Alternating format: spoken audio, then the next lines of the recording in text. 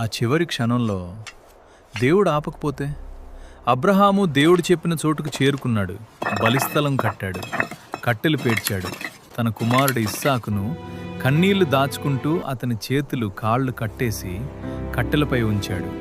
ఆ క్షణం తండ్రి గుండె లోపల యుద్ధం జరుగుతోంది, కాని బయట పూర్తి నమ్మకం మాత్రమే కనిపించింది.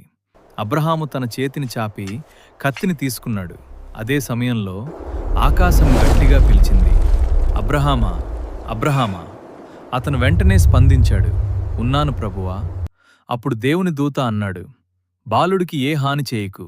ఇప్పుడు నాకు తెలిసింది, నువ్వు దేవునికి భయపడుతున్నావు. నీ ఏకైక కుమారుని బలి ఇవ్వడానికి కూడా వెనుకాడలేదు. అబ్రహాము పక్కకి చూశాడు. అక్కడ ఒక గొర్రె మొక్కల్లో చిక్కుకుంది. అతను వెళ్ళి ఆ గొర్రెను బలిగా అర్పించాడు, తన కుమారుడి స్థానంలో. ఆ రోజు ఆ స్థలానికి పేరు పెట్టాడు, యెహోవా ఇరే, అంటే దేవుడు ఏర్పాటు చేస్తాడు. ఎందుకంటే చివరి క్షణంలో కూడా దేవుడు ఆలస్యం చేయడు. లాస్ట్ మూమెంట్లో గాడ్ మిరాకిల్ చేస్తాడు అని నమ్ముతావా? కమెంట్లో చెప్పు.